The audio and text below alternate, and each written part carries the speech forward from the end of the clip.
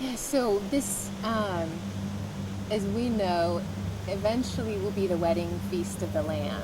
And so that's why there's great celebration. That's why we're all eating together and fellowshipping together in the sukkah, because it will be a great celebration. And the whole story is really about Jesus, who has betrothed himself to a bride, and we're anticipating that wedding day and then the feast, the celebration when we're all together.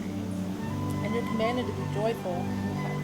So, sometimes we need a little push in that direction, and having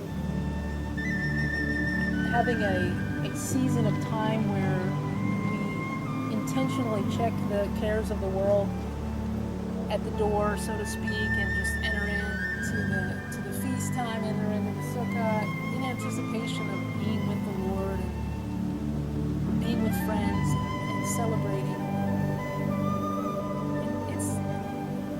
It's helpful. It's helpful to be commanded to be joyful. I'm like, okay, Lord, this is what you said, and I'm in faith. I'm entering in. So really, this is temporary, and I think you are able to see there's tons of acorns around, and they drop from the trees here, and we're always like, what do we say? Incoming! Incoming, because it's dangerous. Bam, it hits you. You can see the stars, and it's beautiful. What we found really good is using evergreen branches, because they stay fresh the whole time, and you can get branches with berries on it, and so it's I happened upon it the first year, and it's been really good. These are every year. juniper pines, so they have these really fun juniper berries on it, and it kind of looks like tiny little grapes, actually, which they're not edible, but it just looks festive. And we kind of honestly the first year was we started out building a certain size, and I was like, it's not big enough. We have to keep going. Which is hilarious, because I actually had to convince Kelly, like, okay, I think we should do this. And then once she started, it just came together, I would say supernaturally. Like, we didn't have a plan, we didn't have any idea how to do it. And when I came home, I had gone someplace, I came home and she had most of the structure built, and then she goes, but it's not big enough. So she added about another 4 It feet originally on. stopped about right here, and so it was, like 3 feet, and I was like, it has to go all the way to the house.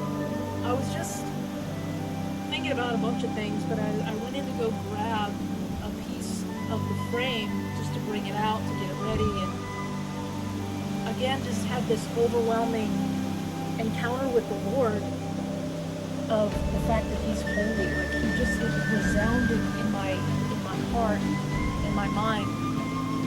I heard the word kadosh, and I don't speak Hebrew, I don't think in Hebrew, I really don't do much with Hebrew, but I was like, oh, what does that mean? And as soon as I said, oh, that's right, you're holy, I just felt His presence and His pleasure over the holiness of entering into His feasts and His timetable and His story that He's brought us into, and it made the whole thing worthwhile.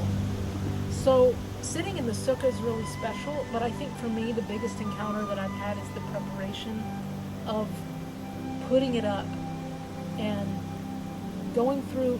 It's not like it's rigorous, but you have to be very intentional about it, and in that process I've really felt the presence of the Lord and His delight and His pleasure, and I can just, like I said, feel worship coming out of my heart, and it has something to do with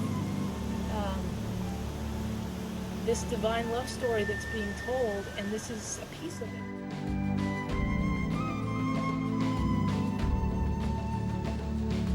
Just as the gates were opened to let in the pilgrims, I looked in after them, and behold, the city shone like the sun, and the streets were paved with gold.